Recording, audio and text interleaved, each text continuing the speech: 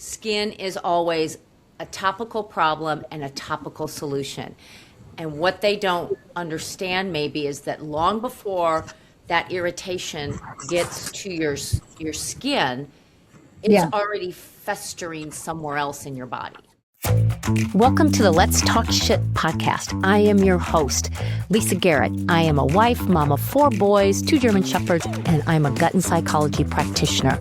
Look, I know you've done all the things with diet and exercise, and I also know that your health means the world to you. I'm going to show you how your gut health is the game changer to your weight, your confidence, and your stamina. So if you're ready to become the shit in your life, then let's jump in. Hello, everybody, and welcome back to another episode of Let's Talk Shit. I am your host, Lisa Garrett, and today I am joined by my longtime friend, Lora Bush. She is a wife, mom, herbalist, CEO, and the heart behind Serena's Soaps and Salves, and I have shared her information many times before. She has a handmade skincare line rooted in sustainability, intentional ingredients, and real-life impact.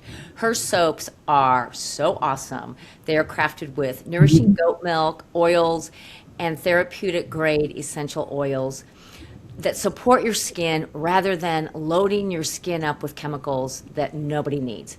What I love most about her mission is that she uses the resources from her own farm to create high-quality natural products while showing the world what is possible, proving that people with Down syndrome like her daughter, Serena, can accomplish great things. So today we're talking about her story, why ingredients matter, how handmade soaps actually protect your skin differently than commercial products, and why going back to simple, natural care can be one of the healthiest things you can do. So without further ado, welcome, Lora. Thank you. I love that.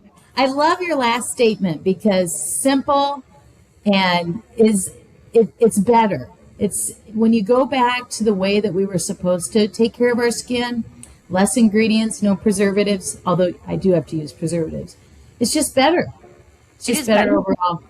It is better. I think we've lost our way with skincare. Oh, yeah. Aisles upon aisles. And dollars upon dollars. Uh-huh. Exactly. You know, I just got a facial over the weekend, and I'm not a huge fan of them. And I don't know why. I'm just not. But I went, and it was wonderful. And she goes, so tell me about your skincare line. I'm like, it's pretty boring. I said, I use a little soap and I use tallow. She goes, is that it? I go, yeah. She goes, oh, you don't use this, that? And I go, no, I don't use those things. You know, and I think she was like, okay. And she just kind of moved on because I wasn't going to be her target client. You know what I mean? Exactly. My skin routine is super simple. And I also feel like the bacteria on your skin doesn't need to be scrubbed every single day, correct? Oh, yeah, absolutely. It's like keep the integrity of your skin. And the more you wash, you strip your skin of those oils. Absolutely. Yeah, for sure. Okay, so before I go off on a tangent, because I do that, I want you to tell me the story behind Serena's Soaps and Salves. Okay, so Serena is 23. She's my 3rd child, and she was born with Down syndrome. And basically her whole life, my job has been to maximize her abilities. I can't help it. It's wired into me that I need her to function at her highest ability. And so I've always challenged her to go beyond in all aspects of her life. But regarding the business, it developed because Serena has a lot of skin challenges. And with Down syndrome, a doctor told me long ago, it affects different systems of the body, some more than others. That extra chromosome will affect one child in one way and another child in another way. And Serena's skin has been very challenged over the years.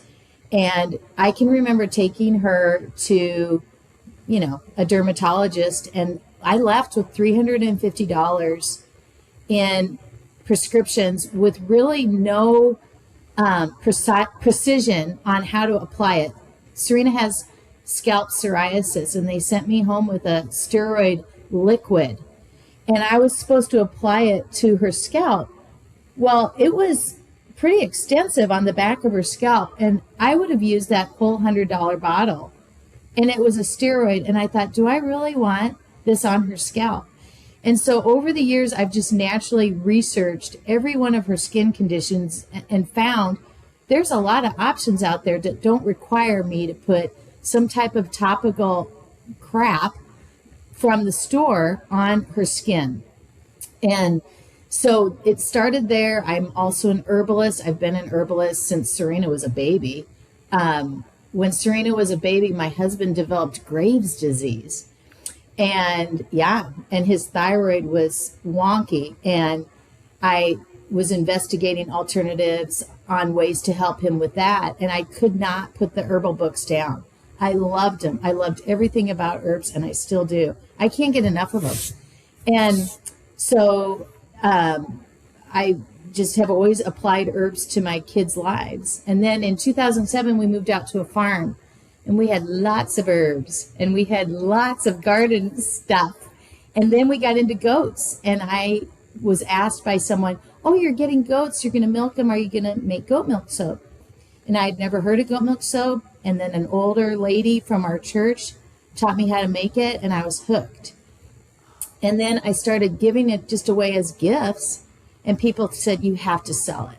You have to sell it. Well, I was busy. I had lots of kids. I homeschooled. We had a farm. And then in 2018, when my son left for the Navy, I was walking out to milk the goats, and I thought, I'm ready.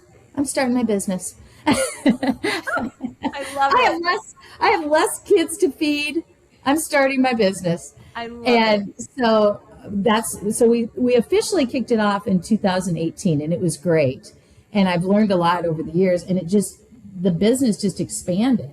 It's like the customers would say, do you have something for rosacea? Do you have something for that? And I just kept up making stuff. But the goat milk is the crux of the business. I always say our business is a marriage. It's a marriage of my love of herbs, my goats, and Serena's special ability. So. Love it. Yeah.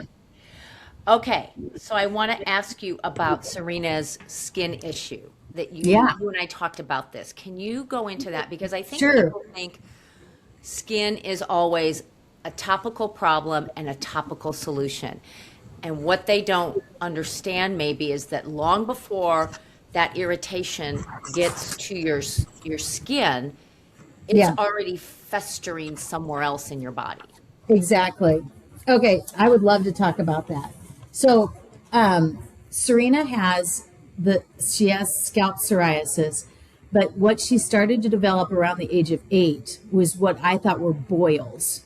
It started in her inguinal fold between her legs, and it was not. I took her to the dermatologist. He took one look at it, and he said, it's hidradenitis suppurativa. Hidradenitis suppurativa. I had never heard of it. It's abbreviated HS, and you'll find a number of groups online for it. And he said, number 1, it will spread. Number 2, there's no cure for it. Number 3, I would suggest low-level antibiotics for the rest of her life. And they also suggested when she started her menstrual cycle to put her on the pill to help temper the hormones. And I didn't believe him. I walked out, I'm like, he's wrong. There's no way she has this. She's 9. These are women that are in their 30s and 40s that have this. So I took her to another dermatologist and just barely looked at it. Yep, it's HS. He was right. And what it is it's a skin condition. They call it acne inversa. So you'll have a spot in a fold of skin, your armpits, under your breasts, inguinal folds. Some people get it in their bottom. But Serena's was primarily in her inguinal folds, and then it was starting into her armpits. And I got really nervous because I thought, oh no, it's spreading. And so what it is you'll have a spot, and it'll get hot, just kind of like a boil, but it won't erupt on your skin. What it'll do is it'll tunnel underneath the skin, and then it'll pop out somewhere else. And the more it tunnels, it develops scar tissue. Well, scar tissue can't breathe. Scar tissue doesn't have a good blood supply. So the healing is poor. And so they said what ends up happening is you end up getting all this scar tissue. You'll end up having to have surgery, all the things. It was so overwhelming. I was so scared. And so I went knee deep in the dark areas of the internet, and I did an elimination diet. And I mean, you're the gut expert, so I don't know that I followed it exactly, but we just went draconian, and we eliminated eggs, dairy. We eliminated everything, grain, beans. I think I said dairy. I eliminated gluten. I eliminated nightshades. I eliminated all this stuff. What was really interesting was I started adding things back in. And one of the first things I wanted to add in was eggs because we have chickens. And she tolerated the white. She tolerated the yolk, right? And then I added back in gluten, and no, it was a no. She can have sourdough, but I'm talking gluten like gluten, garbage gluten, like pasta. Yes, exactly. And I mean, it was immediate. And then the other item that she did not tolerate well were nightshade vegetables. Oh, really? Which is really interesting because I grow tons of nightshade vegetables. For people that don't know, are your tomatoes, bell peppers, eggplant, white potato, and like goji berries and a few other berries. Yeah. And I grow tons of that stuff, tons of it. But she really just doesn't tolerate it. And she can handle cultured, like I'll make yogurt with my goat milk, and she tolerates that fine. But if I make chia pudding with milk, you can tell her armpits are getting angry. Like you can just kind of see it wanting to start. Oh, sugar. That's the other one. Okay.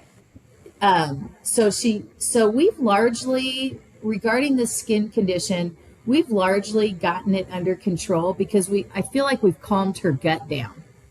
Okay. And it was a little disheartening because we eat so healthy. I mean, we grow everything, and it's like, really? I mean, we can't eat all these things. But again, I attribute it back to her Down syndrome. I just think that she has that strike against her, having the extra chromosome that makes her digestive system more sensitive. And so like I said, she will maybe have an eruption once, maybe twice a year. I mean, it's gone down tremendously. And so I usually can handle it therapeutically. I can handle it with Epsom salt, heat to get it to draw out the pus. I'm rambling, I know, but the pus, what's interesting about HS is if you put like a heat pack on it and allow it to, I can't think of the word I'm trying to think of. If you allow it to get out of First. like popping it. Like popping a zit. Yeah. Like popping a zit, right? Yeah. If you allow that to come out and you were to test it and culture it, there's no bacteria in it. Like it's just excess staph. Fluid. Yeah. Oh, okay. Yeah. Staph. Yeah, Okay. it's very strange. And there was a woman, she's a dermatologist, and she's on YouTube, and I can't think of her name right now. But the other thing that she said that was really interesting about HS is keratin. Like it's an overproduction of keratin in your skin, which I thought was really interesting. And so like she suggested things like collagen and that sort of thing to help with that. Wow. And Serena is, I mean, it's like, and I can kind of appreciate that statement. Like, yeah, it's, with the psoriasis, that's a lot of keratin in there, It is. if that makes It is. sense. So, It's like, right. So when you did the elimination diet with her, yeah, and being a mom, I love what you said, how when you got this diagnosis and they said there's no cure, and then you got another opinion. Yep, nailed it. HS, no cure, low level antibiotic, and you just freaking went to work. exactly. Because that's what Yeah. a mom does. You're like, Exactly. no, I'm not settling for that. And I think a lot of times we settle for what a doctor says as gospel, as well, this is just the way it is. So Serena is so lucky that you didn't settle for that and you found a therapeutic and holistic way to help her. Did you notice changes in her, like energy or sleep or other things when you found the culprits that were helping drive this? You know what Well, I mean? because when she would be listless. Like I could tell before she was, be, so I don't know if people know about kids with Down syndrome or adults. They don't tell you when they're in pain. They don't. Yeah. I mean, maybe some do, but mine certainly doesn't. She just gets listless and she gets flat, and her skin looks just. It lacks vibrancy. It lacks sheen. Mm-hmm. And so you wouldn't know that she would have a bump, and she didn't want to do anything. Well, I wouldn't either if I had a bump in my armpit or a bump between my legs. Yeah. And so, yes, to your point, yes, her energy was much better when I changed her diet, and she lost some weight, which is fine. We have a weight that we like to keep her at, and we can always tell when she's cheating, because when you're 4'7", Yeah. 5 pounds is very deal. obvious. It's a big deal, right? Mm-hmm.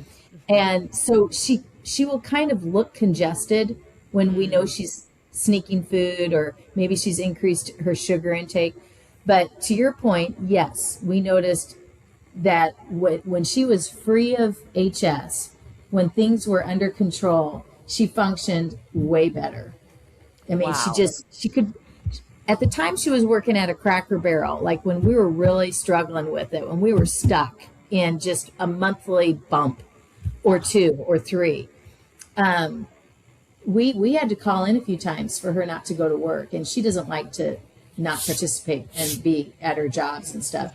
But she was down for the count. She would lay in bed all day. She didn't need to. We could just wrap it and she could proceed with her day, but she felt horrible.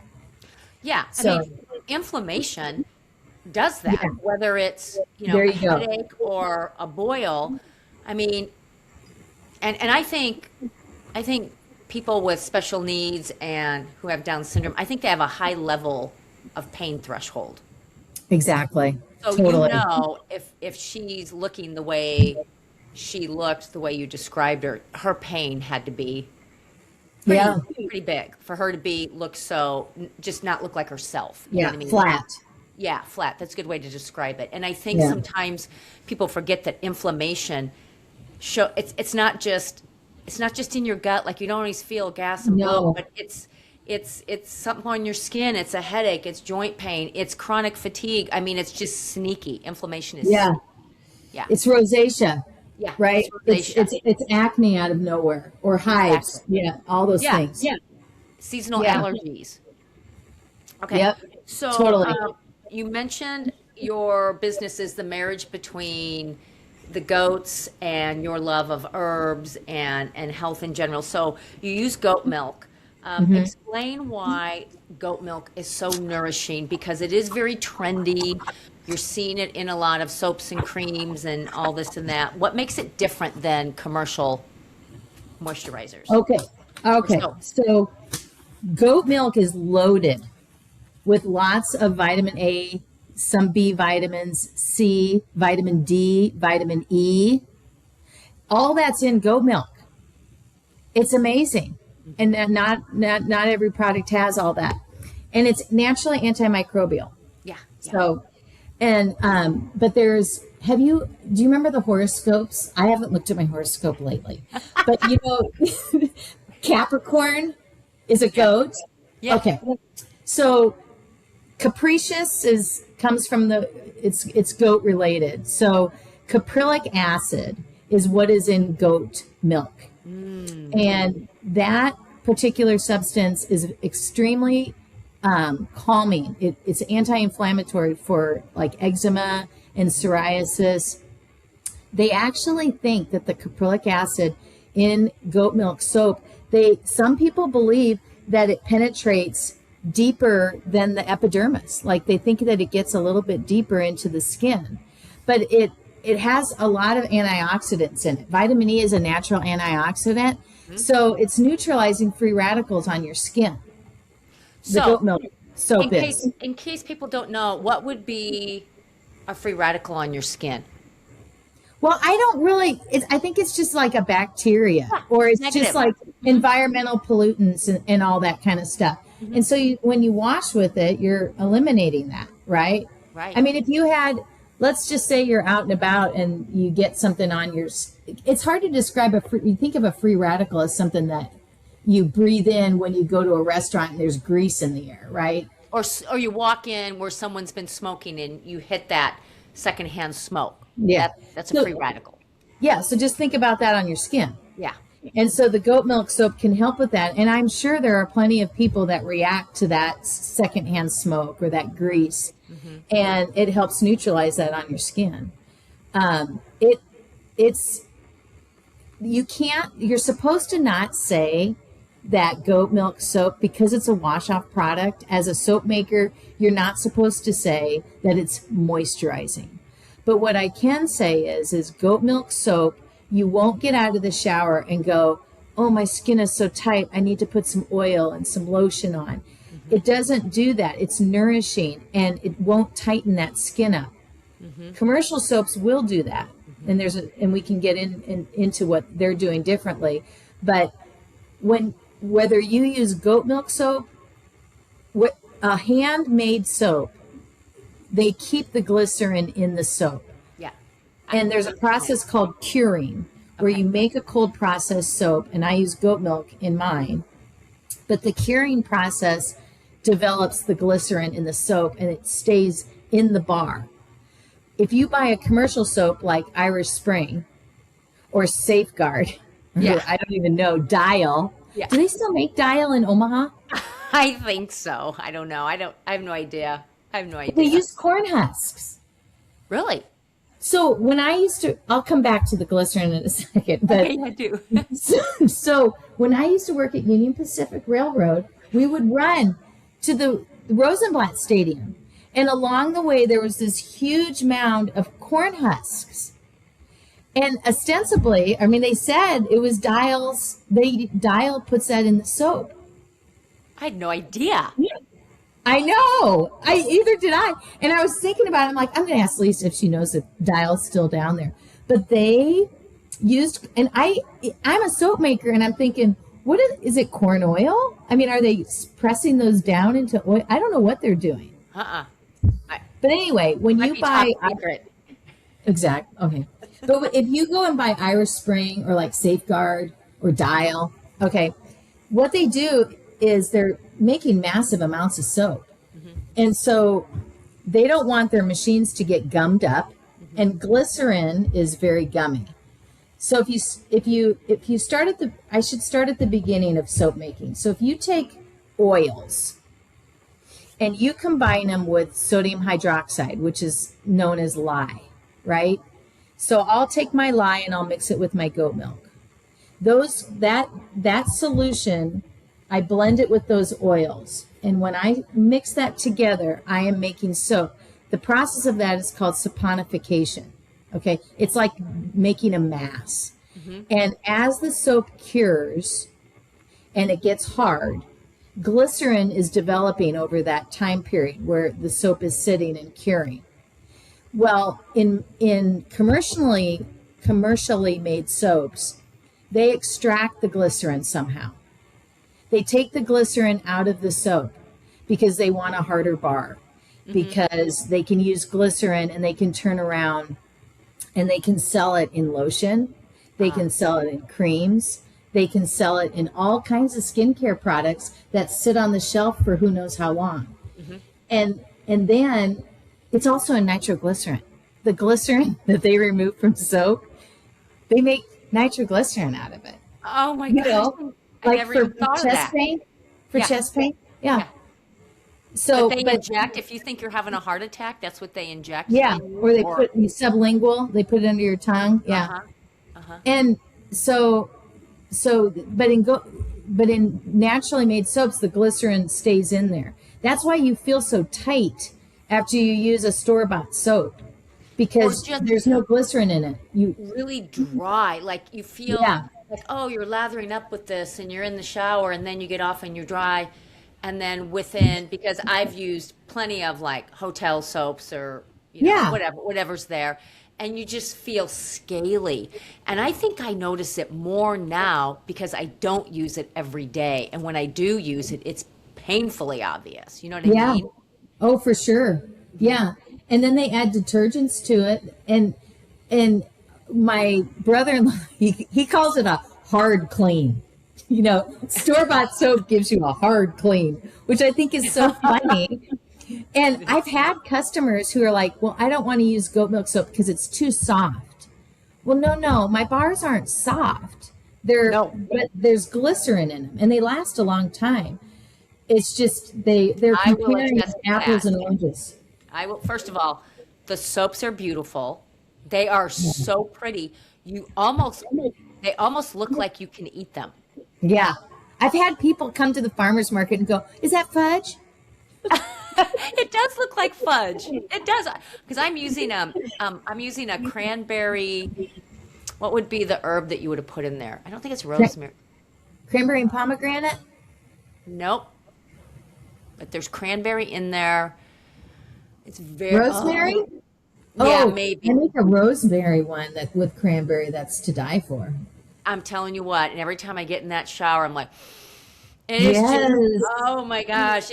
They do look like fudge. They are gorgeous. Yes. Like you talk Thank about you. giving somebody a gift and it just looks like something you could eat. So I love it. So let's talk about what you put, because you already covered about the glycerin and why that's important for skin health. So let's talk about like the oils that you source. Why is that important to you, and how do you source the oils from like your herbs and things like that? How's that all work? Okay. So in the soap making community, palm oil is a big, it's a controversial topic because in Africa and in Asia where the palm oil is produced, they've wiped out like the orangutans ecosystem. So palm oil it makes a great bar of soap. I mean, it makes a nice rich lather. It's very similar to tallow. Okay. But people hesitate to use it because they don't want to, and I don't want to be wiping out the rainforest and all that. So you can source a palm oil with oil companies that sell oil, and what they do is they take the monies and they send it over there to rebuild the forest. So there's not this deforestation process. So when you see sustainable palm oil, that's what that is that money that they're getting when you purchase those oils is going back to rebuild the forest and to continue to protect it, right? Wow.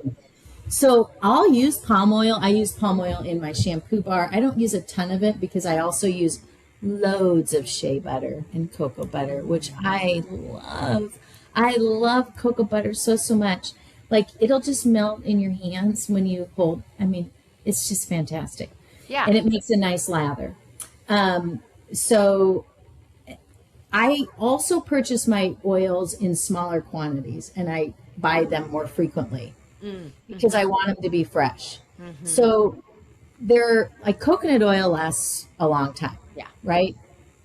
Jojoba does not. And I use a lot of jojoba oil. I use it in my face serum. I use it in my moisturizers. And so I need it to be fresh. I don't want anybody putting anything on their face that's potentially on the verge of becoming rancid. Yeah, and I don't think people realize that about oils is that you can't. Yes. You can have them for years, but they've gone rancid. Precisely. They're very and delicate. Again, right. And again, going back to some of the stuff that's in the stores, you don't know. Yes, there's a preservative in it, but you don't know how old those oils were to even begin with. Evening primrose oil, I use that in a baby cream that I make, and I use it in my face soap. It only has a shelf life of 6 months. Hemp seed oil, which is amazing. It's this dark. It's as dark as my shirt, and it's nutty. It's just this. We have a lot of it in Kentucky, and I like to make kind of a hippie soap with my hemp seed oil. I love it. And but that only has a shelf life of 6 months.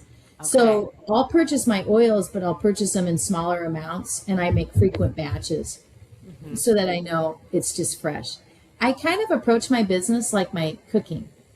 I just want it to be really fresh and I want it to be really good. And I'm feeding my family and people are putting it on their skin and I want them to be happy. I think it's the mom in me, but I want it to be top notch quality, you know? Well, So, and you're extremely smart. I mean, you have a health and fitness background. It's always been a pillar in your life. You've always eaten well, and I think when you become a mom, those pillars become like just walls that you just this is yeah, our family's pillar. Like exactly. this is what we do, Yes, and we don't live like everybody else. Sorry, right. don't. Exactly. Like I remember my son, my oldest son said, he goes, "Why don't we ever go to McDonald's?" Oh, well, let me tell you why we don't go to McDonald's. Let me count the ways. But yeah. Yeah, you live within the confines, but I mean, it's just a hard stop with certain things. We don't bring them in. I mean, we don't have processed food in our house. We just don't buy that stuff. It's not good for anybody. And No. so regarding the business, yeah, I just have always felt like, man, I want the customers to know that the intention behind what they're putting on their skin, I know what's in every single product that I make, right? And if they come to me and say, what's in, I can name it off.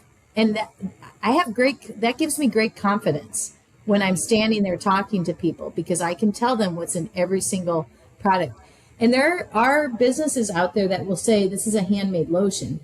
But what they do is they buy a pre-made lotion base and then they just add their own scent to it and then slap their label on it. I cannot do that. What would happen if a customer came to me and said, "Hey, I bought your lotion and I got this reaction"? Well, I couldn't speak to it because I don't know what's in it, but they're still saying it's natural and all that. So there is a difference even with handcrafted skincare. You want to know what's in it and you want to know how they're putting it together. That is so true because soap is becoming like for a long time it was body wash. You know what I mean? That was Oh, yeah. like okay, we went from soaps, from Safeguard and Irish Spring to body wash, and Yeah. now we're back to soaps and Yes.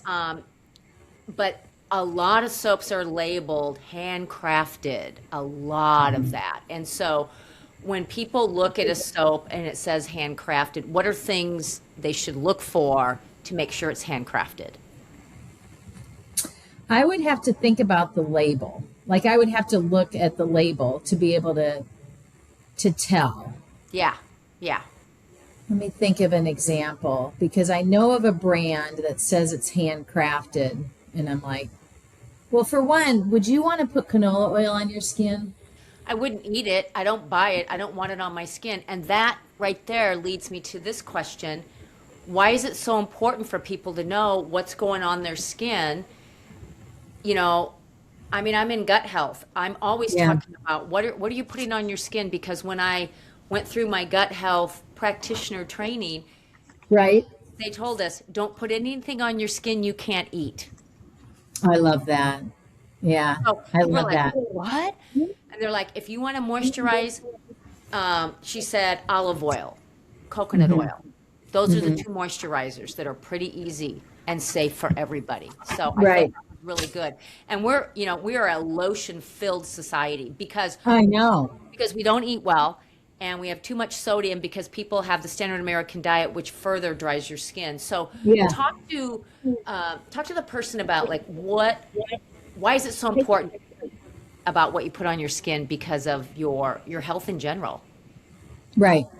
Okay. Well, can I read something real quick? Yes. Okay, so I sent this to you. I don't know if you had a chance to read it, but this was from an herbal.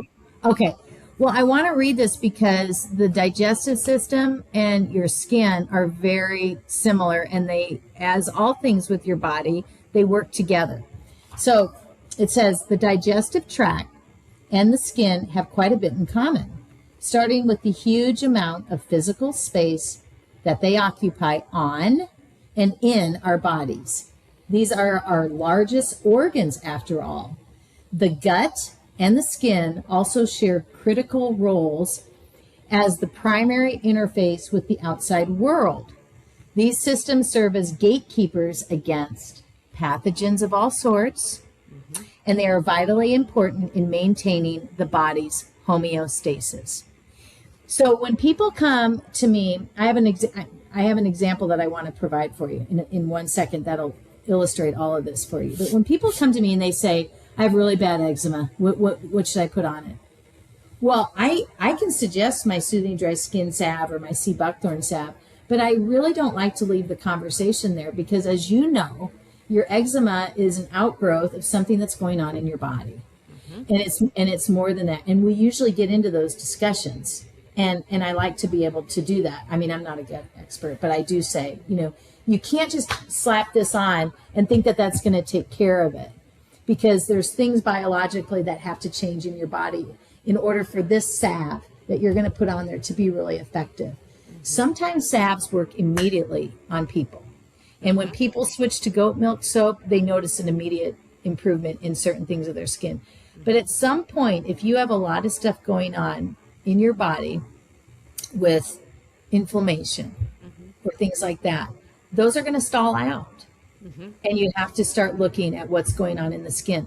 When let's go back to Serena. When there's something that comes up with her skin, and I know what she's putting on her face, and I know what's in her diet, I know there's something else going on with her, whether she's sneaking food, whether she's constipated, whether she's eaten sugar, whether she started her period. There's other things that are causing some inflammation in her body that are making these things less effective, right? Here's the example I wanted to tell you about. So I had a young man come to my booth, and I make a fungal salve with black walnut, okay? And I make it because black walnut is antifungal. And so he comes and he lifts up his arm and he shows me impetigo. It was disgusting. That is so contagious. I was about to,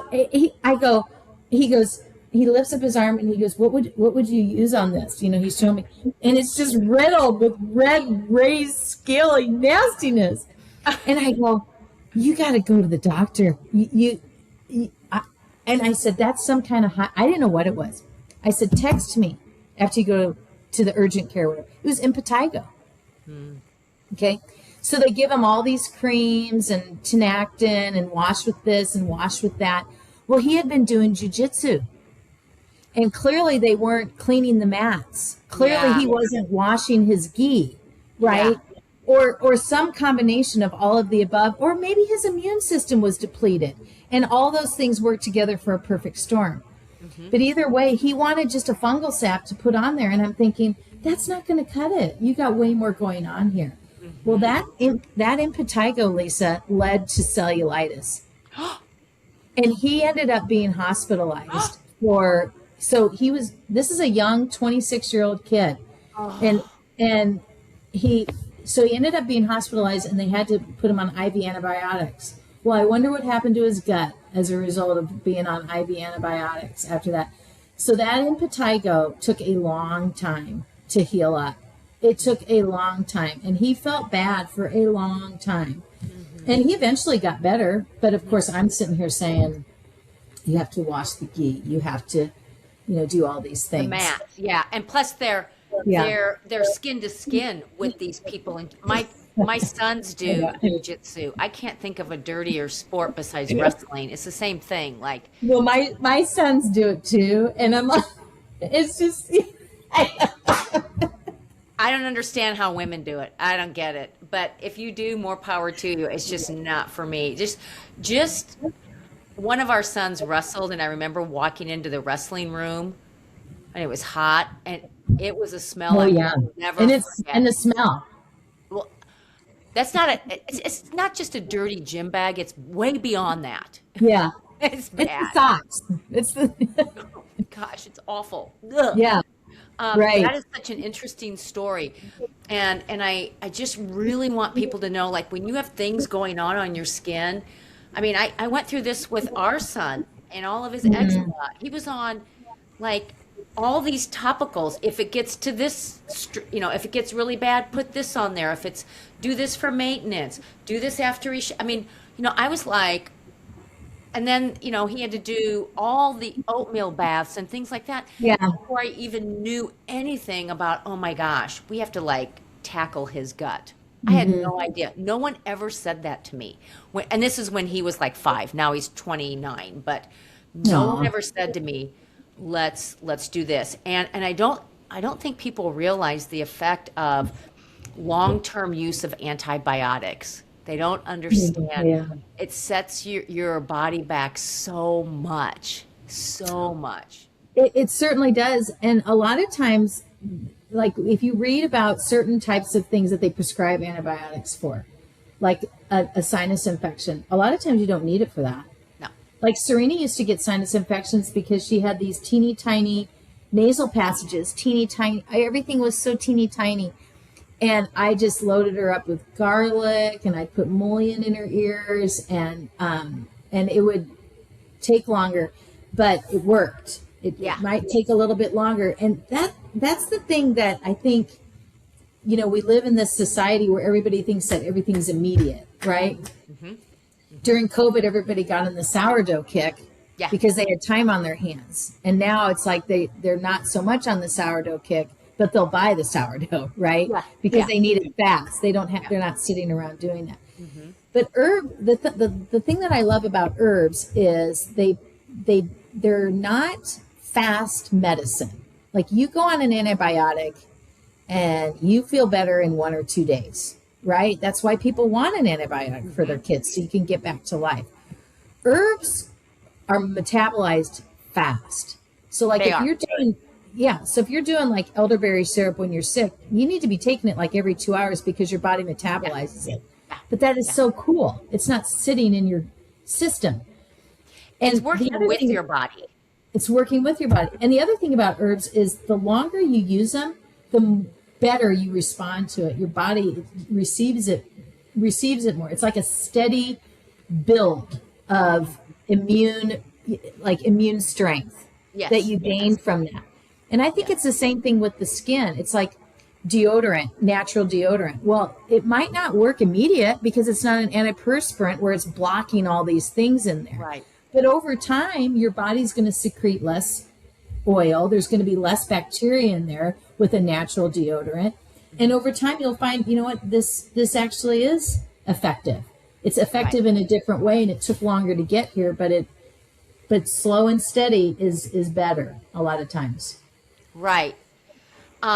So I want to talk just a little bit about Serena. So she's such an important piece of your story and your why. How has building this business helped show what people with Down syndrome are capable of? Well, I love that you use the word capable because I have a sticker, capable, and then I have my hope sticker, and I put these in my order. And capable is a very important word to me because I've always said to Serena, you're very capable. You can do this. You're capable of doing this. And real quick story.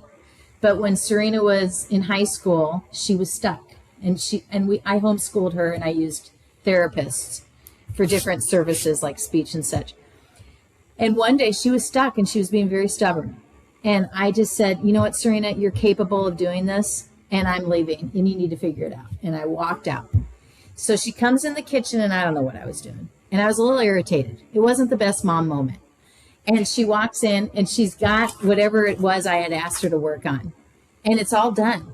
And I was still kind of irritated. And I go, oh, good, you got it done. And it wasn't my best proud of you, Serena moment, but I was trying.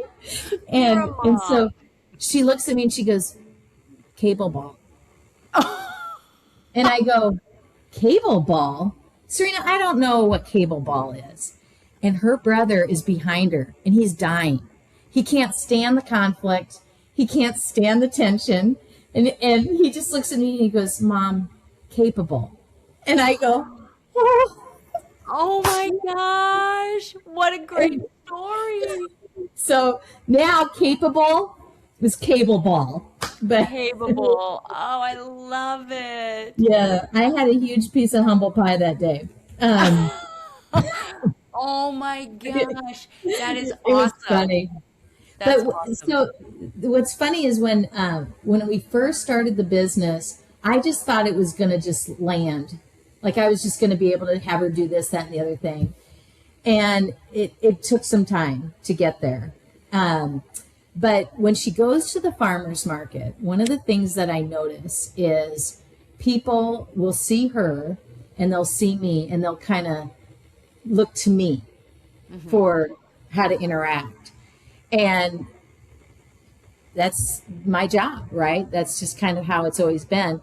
And when she was born, they said, you'll have to be her advocate. Well, I didn't really want to be an advocate. I just wanted to be a mom. So I didn't like that word, right? You'll always be her advocate. But when I'm at the farmer's market 23 years later, I see people that aren't used to interacting with people with special needs. And I know now that how I show her to them makes them more comfortable, right? And when I was in high school, I wasn't around people with special needs. I was very uncomfortable in college when I had to do, I don't know if you remember, there was a course in adapted physical education, and I had to go to this center with people with profound special needs, and I was extremely uncomfortable. So people look at Serena and they kind of are guided by what you put off as the mom. Like it or not, that's right. That's the way it is. But they see her set up at 7 a.m. from April until October. They see her tear down. They see her go get her coffee. They see her get her 11 o'clock sourdough bagel. I mean, she's just moving and shaking while she's there. Yep. And yeah. And so if you tell her to do a job, like at home, if I tell her, Serena, I need you to take the salve tins and I need you to lay them out. They're perfect. She'll lay them out perfectly. I love it. Yeah.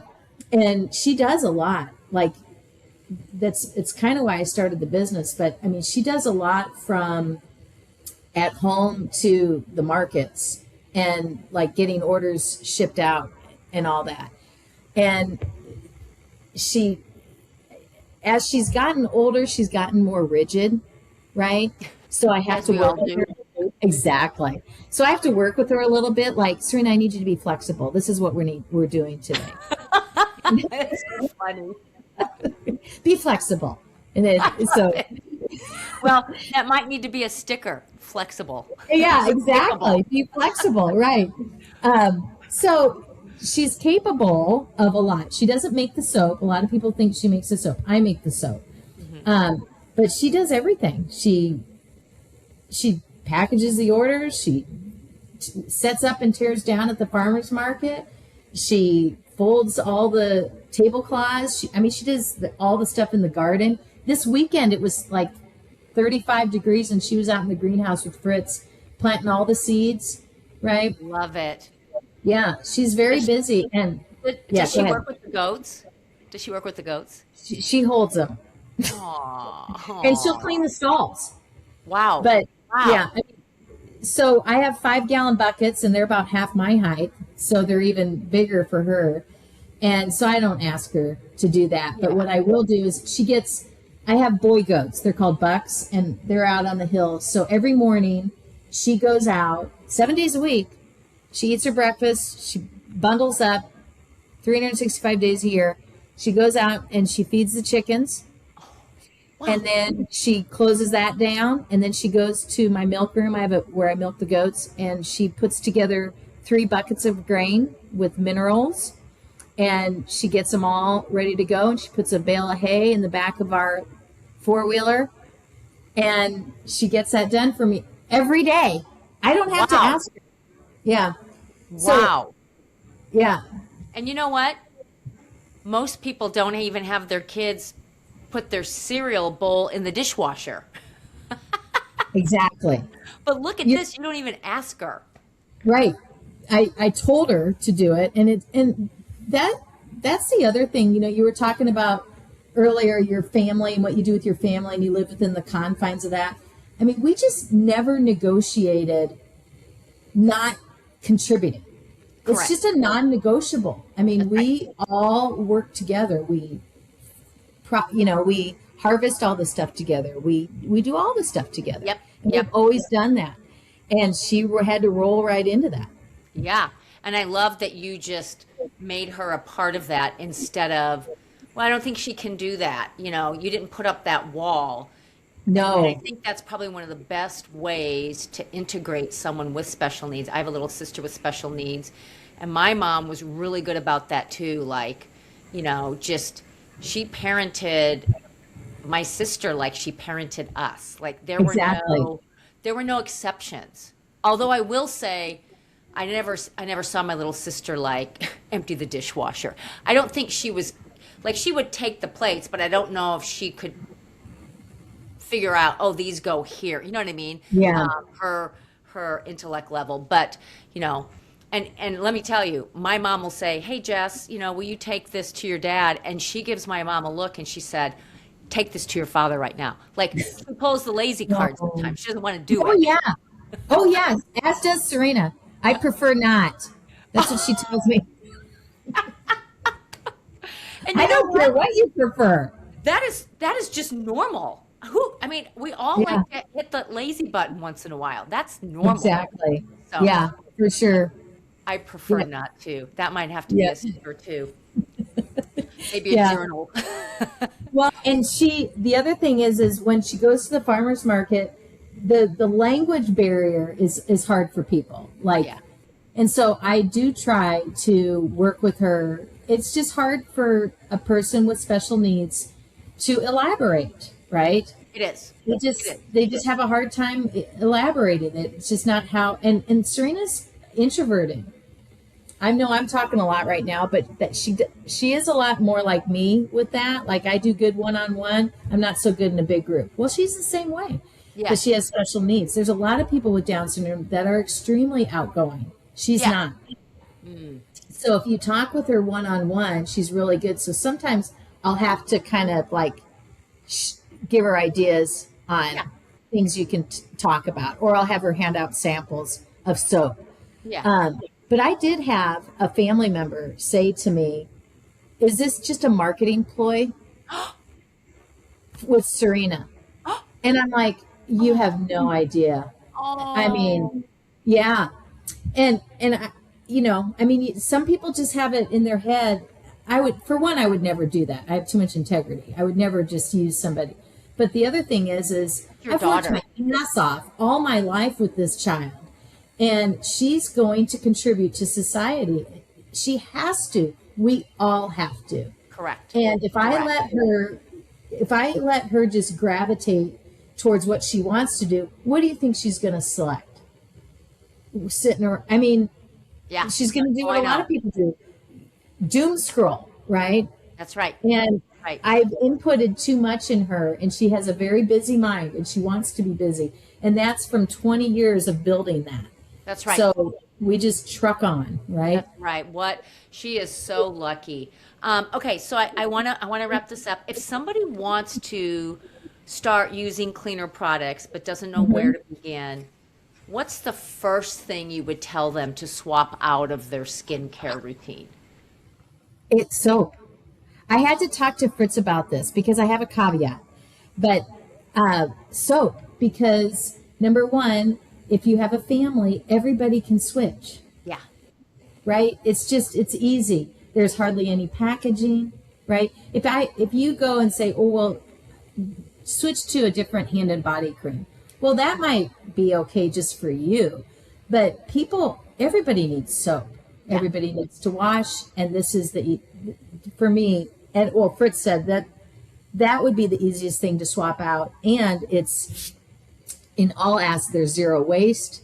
It's cleaner products. And with the other thing we didn't point out is when you're in the shower and you're using a commercially bought soap, you know what you're inhaling is Yeah. a bunch of synthetic fragrance. Yeah. The steam in the shower, and you're just inhaling that synthetic fragrance. So to me, hands down, the soap comes up.